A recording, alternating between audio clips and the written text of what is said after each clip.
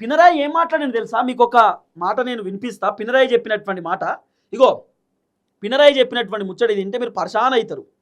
ప్రతి రాజకీయ నాయకుడికి భాష సంస్కారం ఉంటుంది. నిజంగా వాస్తవానికి కేసీఆర్కైనా రేవంత్ అన్నకైనా ఏ ముఖ్యమంత్రికైనా భాష సంస్కారం అనేది ఉంటుంది. ఎవరికైనా ముఖ్యమంత్రి కాదు, ఎవరికైనా అవతలతో నువ్వు ఎట్లా మాట్లాడతాడో అవతలోడు కూడా నీతో అట్లే మాట్లాడతాడు. నువ్వు ఇష్టం ఉన్నట్టు నోటికొచ్చాడు వాగినావు అనుకో, అవతలోడు కూడా గట్టినే వాగుతాడు.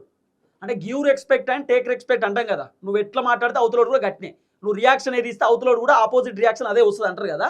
రేవంత్ అన్న ప్రతి రాజకీయ నాయకుడికి భాషా సంస్కారం ఉంటుందని పినరాయి చెప్తున్నాడు. పినరాయి రేవంత్ను ఉద్దేశించి మాట్లాడుతున్నాడు. ఇగో అదేంటో రేవంత్ రెడ్డికి మాత్రం భాష సంస్కారం లేదు, పినరాయి విజయన్ చెప్తున్నాడు. తర్వాత బహుశా తాను నేరుగా అడవి నుంచి వచ్చిన వ్యక్తి కావచ్చు రేవంత్ రెడ్డిని పినరాయి అంటున్నాడు. రేవంత్ రెడ్డి డైరెక్ట్ నల్లమల్ల అడవి నుండే వచ్చిండేమో, అందుకే అట్లా మాట్లాడుతున్నాడు. ఏం మాట్లాడుతున్నా ఆయనకు అర్థమైతలేదని చెప్పి పినరాయి రేవంత్ రెడ్డిని ఉద్దేశించి అంటున్నాడు. అభివృద్ధిలో కేరళ అగ్రస్థానం అట. అభివృద్ధిలో కేరళ అగ్రస్థానం, మరి నీదే స్థానం అని పినరాయి చెప్తున్నాడు. అభివృద్ధిలో కేరళ చాలా అద్భుతంగా ఉంటుంది, మరి నీదేడుంది అభివృద్ధి, నీ తెలంగాణ ఎంత అభివృద్ధి అయిందో చెప్పు అని చెప్పి పినరాయి చెప్తున్నాడు. ఈడబెట్టుకుంటాడు రేవంత్ అన్న తలకే.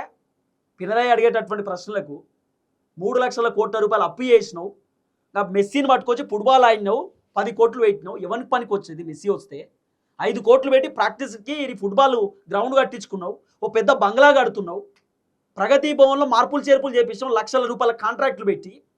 ఎవరి కోసం ఇదంతా? పేర్లు మారుస్తున్నావు, ఫ్లైఓవర్ల పేర్లు మారుస్తున్నావు. ఏమనంటే కేసీఆర్ కట్టిన వాటికే పేర్లు మార్చుడు తప్ప మీరు చేసింది ఏంది?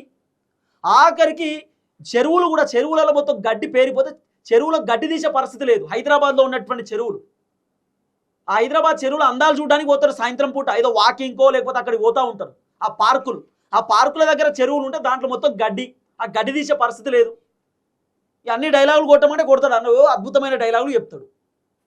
ఇక కేరళ పోయి మీరు రండి చూసుకుందాం, మాట్లాడుకుందాం, మేము అద్భుతాలు చేసినాం రేవంత్ అని చెప్తున్న మాట.